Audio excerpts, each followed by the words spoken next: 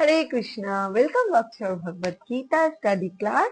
आज है हमारे भगवत गीता की chapter number 3 and shloka 12। So let's start with our guru pranam मंत्र। ओम अज्ञानतिमिरान्धस्य ज्ञानञ्जन शलाकया चक्षुरुन्मीलितं येन तस्मै श्रीगुरवे नमः। श्रीचैतन्यमनोभीष्टं स्थापितं येन भूतले स्वयं रूपा कदा मह्यं ददाति स्वपदान्तिकम्। वन्देऽहं श्रीगुरा श्रीयुतापदकमलम् श्रीगुरून् वैष्णवांश्च श्रीरूपं साग्रजातं सहगना रघुनाथान्वितं तं सजीवं साद्वैतं सावधूतं परिजनसहितं कृष्णचैतन्यदेवं श्रीराधाकृष्णपादान् सहगना ललिता श्री विशाखान्वितांश्च। हरे कृष्णा। तो आई थिंक आप लोग सब बहुत अच्छे हैं, स्वस्थ हैं और बहुत अच्छे से भक्ति को, भगवान की नाम को बहुत अच्छे से आप लोग जो भगवान की इंस्ट्रक्शन है शास्त्र की, उसको आप पालन करने की पूरी तरह से कोशिश में लगे हैं। भगवत गीता को बिल्कुल हम लोग पढ़ने की प्रयास कर रहे हैं। इसमें क्या क्या बोल रहे भगवत गीता में, तो क्योंकि इस गीता है Bhagavad Gita as it is, जो भगवान जिस मूड से, जिस चेतना से अर्जुन को इस भाव धारा को दिया था, इस ज्ञान को, उसको बिल्कुल एज इट इज यथायथ रूप में हमारे पास में ये भक्ति वेदांत श्री प्रभुपाद जी ने हमें तात्पर्य में और भी डिटेल्स में एज इट इज उसका बताया। उसका मूड को कोई मतलब अपने कोई मत को, शास्त्र को तोड़ने मोड़ने की कोशिश नहीं की। तो ये बहुत अच्छा है। तो इस गीता को जो कर्म योग हम लोग पढ़ रहे, कर्म योग में श्लोका नंबर 12 में क्या बोल रहे, इष्टान भोगान ही वो देवा दास्यन्ते यज्ञ भाविताः तैर्दत्तान प्रदायेभ्यो यो भुङ्क्ते तेन एव सः। अब कर्मयोग चल रहे, इसका मीनिंग क्या है कि हम लोग यज्ञ के बारे में बात कर रहे थे राइट कल। तो इस यज्ञ हर कर्म को हमें यज्ञ होना चाहिए। यज्ञ में भगवान की प्रसन्नता के लिए। तो भगवान के भक्त सभी प्रकार के पापों से मुक्त हो जाते हैं, क्योंकि वे यज्ञ ये नहीं, जीवन की विभिन्न आवश्यकताओं को पूर्ति करने वाले विभिन्न देवता यज्ञ संपन्न होने पर प्रसन्न होकर तुम्हारी सारी आवश्यकताओं को पूर्ति करेंगे। किंतु जो इन उपहारों को देवताओं को अर्पित किए बिना भोगता है वह निश्चित रूप से चोर है। तो अभी कुछ 2-3 श्लोका पहले हमने क्या पढ़ा कि शास्त्र में मिथ्याचारी किसको बोला गया, जो चीटिंग करते, जो अपने लिए, अपने खुद के प्रसन्नता के लिए कार्य करते, कर्म करते, वो मिथ्याचारी है। मतलब अपने दिखावा में कुछ और है, मन में कुछ और है ना। सन्यासी की वेश धारण करने के बाद ऊपर से अंदर ही अंदर विषय की भोगों की चिंतन करते रहते, वो मिथ्याचारी। अरे ये बोला गया चोर किसको कहलाता है। हम लोग बोलते ना चोर हो, तुम चोर हो। और शास्त्र के अनुसार देखते ही चोर किसको बोलते, चोर वो होता है जो विभिन्न आवश्यकताओं की पूर्ति करने वाले विभिन्न देवता यज्ञ संपन्न होने पर उन्हें जो हमारे मांग होता है, जो कोई अगर अपनी अच्छी नौकरी के लिए, अच्छे पुत्र प्राप्ति के लिए, अच्छे घर के लिए, जो भी जिसको चाहिए उसके लिए यज्ञ करते, हवन करते। उसके बाद अगर वो फल उसको कोई देवता को संतुष्ट करते, और उसी देवता भगवान को, क्योंकि देवता को लास्ट श्लोक हमने पढ़ा सभी भगवान विष्णु सब कुछ प्रदत्त करने वाला है, तो उनके पास से वो चीज आपको उपलब्ध कराता है, क्योंकि भगवान उनको अथॉरिटी दिया है, वो हर एक डिपार्टमेंट संभाल रहे हैं अलग अलग। तो वो चीज जब मिल जाते, किंतु जो इन उपहारों को देवताओं को अर्पित किए बिना भोगता है, खुद मिल गया तो खुद, मतलब देवताओं को ऑफर करना नहीं है, उनको ग्रेटिट्यूड नहीं देना, उनको थैंकलेस हो जाना, तो ये बोलते वह निश्चित रूप से चोर है ना। तो ये जो चोर वर्ड बहुत महत्वपूर्ण है, क्योंकि हमें ऐसा चोर बनना है, क्योंकि हमें जो कुछ भी, एक्चुअली हम लोग खाली हाथ आए थे, राइट। जब जन्म हुआ, ऐसा तो उनकी मुट्ठी भर के हम लोग सोना चांदी हीरे जवाहरात कुछ भी लेके आए, अपने नाम प्रॉपर्टी लेके आए थे, है ना, आए थे? नो। तो खाली हाथ आए थे, तो जो भी हमारे पास आज उपलब्ध है, it is given by someone else, चाहे कोई मम्मी पापा के थ्रू हो, रिश्तेदार के थ्रू हो, मेरे कर्मों के थ्रू हो, है ना, जो भगवान की प्रसन्नता की, अच्छे कर्म किया, अच्छे फल मिला, तो वो भी जब जाएंगे सब रख के ही जाना पड़ेगा। तो इसीलिए जो मिला है तो दूसरे का चीज है, तो दूसरे का चीज को हमें अपना खुद के लिए यूज करना ही मतलब है चोर। चोरी किसको बोलते कि दूसरे का चीज ले लेना ही तो चोरी है। तो यहाँ पे शास्त्र बोल रहे कि हमें कोई भी चीज, जो वस्तु है हमें देवता से मिलता है, यज्ञ करने के बाद उसको हम थोड़ा सा भगवान को अर्पित करें, उसको ऑफर करें देवताओं को, उसको हम्बल रहे, उसके लिए वो ग्रेटिट्यूड फील करे। और अगर नहीं करते तो वो चोर कहलाते। तात्पर्य श्रील प्रभुपाद की जय। देवतागण भगवान विष्णु द्वारा भोग सामग्री प्रदान करने के लिए अधिकृत किए गए हैं, और अतः नियत यज्ञ द्वारा उन्हें अवश्य संतुष्ट करना चाहिए। नियमित यज्ञ करो, उनको संतुष्टि होगा, सबको जो वरदान, जो अथराइज मतलब देवता है वो जरूर देंगे। वेदों में विभिन्न देवताओं के लिए भिन्न भिन्न प्रकार के यज्ञ स्तुति है, किंतु वे सब अंततः भगवान की ही अर्पित किए जाते हैं, भगवान को ही अर्पित किए जाते हैं। चाहे मैं कुछ भी करूं, फाइनली वो भगवान को अर्पित किए बिना उसका एक्चुअली पूरा नहीं होता, क्योंकि फल, असली फल देने वाला तो विष्णु ही है, राइट। किंतु जो ये नहीं समझ सकता कि भगवान क्या है, उसके लिए देव यज्ञ का विधान है। अनुष्ठान कर्ता के भौतिक गुणों के अनुसार वेदों में विभिन्न प्रकार की यज्ञ का विधान है। विभिन्न देवताओं की पूजा उसी आधार पर अर्थात गुणों के अनुसार की जाती है। गुणों मतलब सत्वगुण, रजोगुण, तमोगुण, जो ये तीन गुणों के आधार पर जो जो देवता स्थित है, उसको उसको एक्चुअली आपकी जो क्या मांग है उसके हिसाब से भी कोई, मतलब सात्विक यज्ञ है, राजसिक यज्ञ है, तामसिक भी यज्ञ होते हैं। कोई कोई ना शमशान में जाके जो शव को हड्डियों से, कंकालों से यज्ञ करते हैं, वो भी एक यज्ञ होता है, इसको तो वो तामसिक यज्ञ कहलाते हैं, राइट। तो इसलिए तीन गुणों के अलग अलग आधार पे यज्ञ की विधान है। उदाहरणार्थ मांसाहारियों की देवी काली की पूजा करने के लिए कहा जाता है, जो भौतिक प्रकृति की घोर रूपा है, और देवी के समक्ष पशु बलि का आदेश है। जो माता काली, जो काली माता तो महान वैष्णवी है, वो ऐसे नहीं कि किसी को खून करने के लिए पिपासु है, किसी को रक्त खाने के लिए पिपासु है, नो।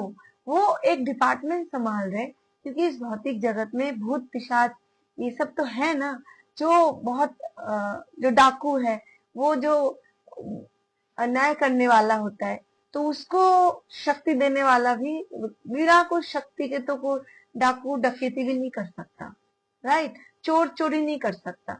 तो उसको ऐसे, मतलब वो जो काला कामों के लिए बोलते हैं ना, एक अंधेरा को पूजने वाला, उसी से उसको वो शक्ति आते है। तो ये काली माता को एक इस अंधेरा का अधिष्ठात्री देवी बना दिया, कि उन्होंने एटलीस्ट जो जो वो मांग रहे उसको प्रदान करे। वो तामसिक रूप में उससे मांगते हैं, पशु बलि देते हैं, बट काली माता तो महान वैष्णवी है, वो नहीं चाहते ऐसा, बट उनको बोलते हैं ना, कभी कभी डिपार्टमेंट संभालने के लिए उनको ये रूप धारण करना पड़ता है। और हम सोचते हैं माता की पशु बलि देके उसको, माता तो ऐसे भक्षण करते नहीं है, तो वो मांस कौन खाता है? तो बलि दिया इंसान, तो वो इंसान खाते जो मांस, तो उसको चेतना भी तामसिक हो जाते, उसको भी फिर रजोगुण, सतोगुण, शुद्ध सतोगुण में पहुंचने में फिर टाइम लगता है, क्योंकि ये जीवन साइकिल है। जो जैसे बोलते कर्म करते हैं वैसे फल मिलेगा। तो जो जो पाप कर्म किए, तो उसको फिर पापी के शरीर धारण करना पड़ेगा ना, पाप कार्य, उसको उसके लिए वही चीज एक्चुअली फिर करना पड़ता है, नरक भोगना पड़ता है, उनको नरक जैसा या तब यातना भुगतना पड़ता है। तो ये सब भी चीज है, ऐसा नहीं, हम नकार नहीं सकते कि नहीं है सब कुछ है। भूत लोक है, देवलोक है, पिशाच लोक है, ये यक्ष लोक है, राक्षस लोक है, सब कुछ भगवत गीता में है। ऐसा नहीं हमने नहीं देखा तो ये नहीं है, राइट। किंतु जो सतोगुणी, जो भौतिक प्रकृति के, हम जो सतोगुणी है उनके लिए विष्णु की दिव्य पूजा बताई गई है। जो सतोगुणी को अट्रैक्ट करते हो, जो सात्विक मतलब क्या है, बिल्कुल सम्यता, शांत स्वभाव वाले, अध्ययन करना, जो सात्विक लोग हैं, जो ऐसे तामसिक भोजन भी नहीं पसंद करता, मतलब नॉर्मल सिंपल सादा भोजन, है ना। तो ऐसे सात्विक जिसका चेतना है वो, उसके लिए बोलते विष्णु की पूजा करो। और अंततः समस्त यज्ञ का ध्येय उत्तरोत्तर दिव्य प्रदान करना है। सामान्य व्यक्तियों के लिए कर्म से काम 5 यज्ञ आवश्यक है, जिन्हें पंच महायज्ञ कहते हैं। अब कोई जो सामान्य व्यक्ति, समस्त यज्ञों का ध्येय उत्तरोत्तर, सामान्य व्यक्तियों के लिए 5 यज्ञ करना चाहिए। क्या क्या है? किंतु मनुष्य को यज्ञ ये जानना चाहिए कि जीवन की सारी आवश्यकताएं भगवान के देवता प्रतिनिधियों द्वारा पूरी की जाती है। ये जो सारे देवी देवता है, ये भगवान की रिप्रेजेंटेटिव है, प्रतिनिधि है। तो ये इन्होंने एक एक डिपार्टमेंट संभाल रहे। कल भी हमने इसका डिटेल्स में पढ़ा था, लास्ट श्लोक में। तो ये जो देवी देवताओं को जो जिस तरह से जिसके प्रति अट्रैक्ट हो, उसके लिए भगवान एक आराध्य रख दिया। एटलीस्ट कुछ तो करे, कुछ कहीं से तो जाके उनको वो इंस्पिरेशन मिले और लाइफ में थोड़ा सा आगे बढ़े, डिमोटिवेट ना रहे, है ना। तो इसलिए वैरायटी है। भगवान बोलते ना, विभिन्न अनंत कोटि ब्रह्मांड, अनंत रूप, अनंत कलर, हर चीज में, मतलब एक चीज नहीं ना, कलरफुल है। लाइफ इज सो कलरफुल, ये वर्ल्ड इज सो कलरफुल। ये यहाँ पे बहुत, तो यहाँ पे बोलते ना, मेनी मैन मेनी माइंड, बहुत वैरायटीज पीपल, सब एक जैसा अगर हो जाए तो आई थिंक दुनिया ही छवि बदल जाएगा।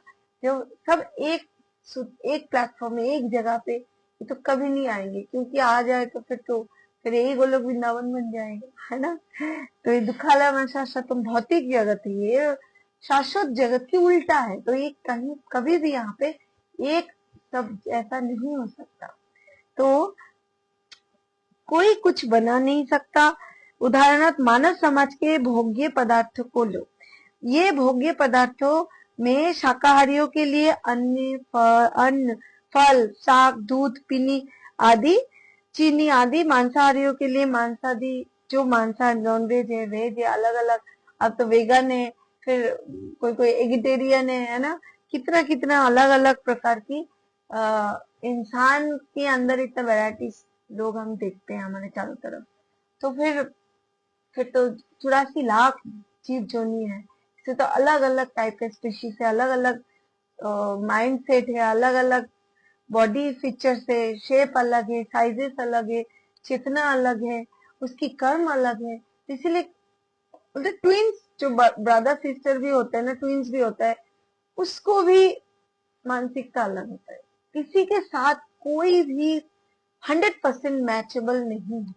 ये इंडिविजुअल सोल, कितना सुंदर प्रकृति का ये जो सृष्टि, किसी के साथ ऑल आर इंडिविजुअल सोल, है ना।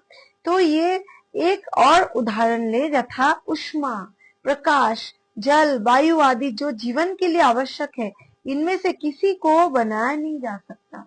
और परमेश्वर के बिना ना तो प्रचुर प्रकाश मिल सकता है, ना प्रचुर चांदनी, ना वर्षा, न प्रातःकालीन समीर ही, जिनके बिना मनुष्य जीवित नहीं रह सकता। तो ये भी है, भगवान ने दे दिया अलग अलग चीजों जो नेचर में हमें मिलता है फ्री ऑफ कॉस्ट, है ना। स्पष्ट है कि हमारा जीवन भगवान द्वारा प्रदत्त वस्तुओं पर आश्रित है। अगर ये ना मिले तो हम जीवन तो निर्वाह नहीं कर सकते। जल बिना हमारा जीवन नहीं, वायु बिना एक मिनट भी हम लोग सांस रोक के नहीं रह सकते। तुरंत हमारा ऑक्सीजन के बिना हम शरीर हमारा बंद हो जाएगा, छूट जाएगा। तो हम सब कुछ के ऊपर, जीवन निर्वाह के लिए सब कुछ के ऊपर, इस प्रकृति पे हो, अपने आप में हो, इस धरती माता पे, सबके ऊपर निर्भरशील है। तो यहाँ तक कि हम अपने उत्पादन उद्गमों के लिए उनके कच्चे मालों की आवश्यकता होती है, यथा धातु, गंधक, है ना, मैंगनीज तथा अनेक आवश्यक वस्तुएं जिनकी पूर्ति भगवान के प्रतिनिधि इस उद्देश्य से करते हैं कि इनका समुचित उपयोग करके आत्मा साक्षात्कार के लिए आपके स्वस्थ एवं पुष्टि बनाए, जिसमें जीवन का चरम लक्ष्य अर्थात भौतिक जीवन सार्थक संघर्ष में मुक्ति प्राप्त हो सके। तो ये भौतिक जीवन धारण करने के लिए भगवान हमें बहुत कुछ दे दिया जिससे हम इसको कर सकते हैं। यज्ञ संपन्न करने से मानव जीवन का ये लक्षण प्राप्त हो जाता है। यदि हम जीवन के उद्देश्य से को भूलकर भगवान के प्रतिनिधियों से अपनी इंद्रिय तृप्ति के लिए वस्तुएं लेते रहेंगे तो ये संसार में अधिकाधिक फंसते जाएंगे। और तभी तो बोला, और इसको हम ग्रेटिट्यूड भी नहीं करते, चीजें लेते जाते, ऋण के ऊपर ऋण, मतलब लोन के ऊपर लोन बढ़ाते जाते, उसको चुकाते ही नहीं है। चुकाने के एक ही उपाय है कि बोलते हजार, मतलब जन्म के बाद बोलते पितृ ऋण, जन्म की मातृ ऋण, भाई ब्रदर धातृ ऋण, समाज के ऋण, सबके प्रति हम ऋणी रहते हैं। तो उस ऋण को बोलते अलग अलग से जाके किसकी किसकी कर्जा चुका, एक है कि बोलते ना, एक साधे सब साधे, भगवान की चरण में अगर समर्पण कर देते तो सबकी ऋण चुकता हो जाता है अकॉर्डिंग टू भगवत गीता। तो इसीलिए जो जो कृष्ण भावना में के सिद्धांतों को अंगीकार करता है वो यज्ञ में संपन्न किया जाता है, वो सबसे सुखी रहने की एक की है सक्सेसफुल, राइट। तो अब नेक्स्ट श्लोक है, श्लोक नंबर 13, छोटा सा है। यज्ञ शिष्टासि न संतो मुच्यन्ते सर्व किल विषय कुंजते ते तु अघम पापा ये पचन्ते आत्म कारणात्। एक तो चोर बोला था, अब क्या बोल रहे, जो भगवान के भक्त सभी प्रकार के पापों से मुक्त हो जाते हैं। क्यों? क्योंकि वे यज्ञ में अर्पित किए भोजन प्रसाद को ही खाते हैं, और अन्य लोग जो अपने इंद्रिय सुख के लिए भोजन बनाते वे निश्चित रूप से पाप खाते हैं। तो अगर आपने खुद बहुत अच्छा सा पकवान बनाया और भोग नहीं लगाया, वो प्रसाद नहीं बना, और खुद के लिए, मतलब कोई कोई तो बनाते बनाते भी टेस्ट करना शुरू करते, भगवान को तो झूठा थोड़ी ऑफर करेंगे। तो ये मतलब इतने खाने के लिए लालायित है, तो ये इतना सा पेशेंस नहीं है। तो ये भगवान बोल रहे वो पाप खा रहे, और पाप जितना खाओगे धीरे धीरे पाप ही बढ़ेगा, राइट। किसने की तो वो चोर कहलाया जो यज्ञ की फल को नहीं बताते, और ये जो अपने लिए प्रसाद बनाते वो पाप खाते। पाप भोजन हमें नहीं करना चाहिए। तात्पर्य श्री प्रभुपाद की जय। भगवत भक्ति या कृष्ण भावना भावित पुरुषों को संत कहा जाता है।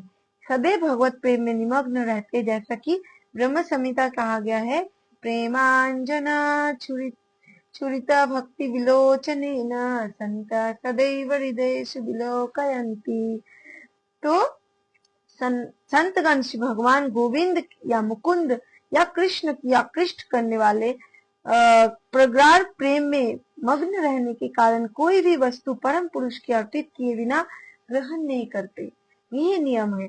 फलतः ऐसे भक्त पृथक पृथक भक्ति साधनों के द्वारा यथा श्रवण, कीर्तन, स्मरण, बंधन, आत्मनिवेदन, दास्यम, सख्यम, है ना, तो ये पाद सेवनम, तो ये करते रहते। और अपने अन्य लोग जो अपने लिए या इंद्र तृप्ति के लिए भोजन बनाते हैं वो केवल चोर है।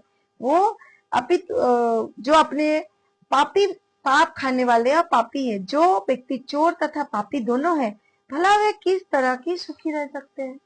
चोर भी बन रहे हो, कोई ग्रेटिट्यूड भी फील नहीं है, और इधर से अपने लिए बना रहे हो तो पापी भी हो, पाप खा रहे हो। तो ये दोनों अगर कोई है तो कैसे अच्छे इंसान अच्छे कैटेगरी में कैसे आ सकते हैं? नहीं है, ये संभव नहीं है। अतः सभी प्रकार से सुखी रहने के लिए मनुष्य को पूर्ण कृष्ण भावना भावित में संकीर्तन यज्ञ करने की सरल विधि बताई जाती है, अन्यथा संसार में शांति या सुख नहीं है। तो शांति की जो एक सूत्र है क्या है कि हरे कृष्ण कृष्ण कृष्ण हरे हरे, हरे राम राम राम हरे हरे। ये कलयुग में बार बार एक ही चीज बोला, यही मंत्र है, एक मंत्र कि हमें बोलते ना देवकी पुत्र एकम गीतम देवकी पुत्र एवं, तो भगवान की एक ही गीत है, एक ही मंत्र है, जो हमें एक ही कर्म होना चाहिए, एक ही गीत होना चाहिए, एक ही जगह पे हमें करना चाहिए। तो हमें एक ही शांति का सूत्र है कि भगवान की कृष्ण भावना भावित हो, अपने लिए नहीं, हमारे अपने खुद की आइडेंटिटी पहचाने, दो भगवान है उनके साथ क्या रिलेशन है ये जाने, और उसी हिसाब से शास्त्र में बताया गया उस चेतना से हम कर्म को करते जाए, दिन हमारे सुख ही सुख है। राइट, आज यहीं तक करते हैं, फिर कल से स्टार्ट करेंगे, कंटिन्यू करेंगे नेक्स्ट शो करते हैं। हरे कृष्ण।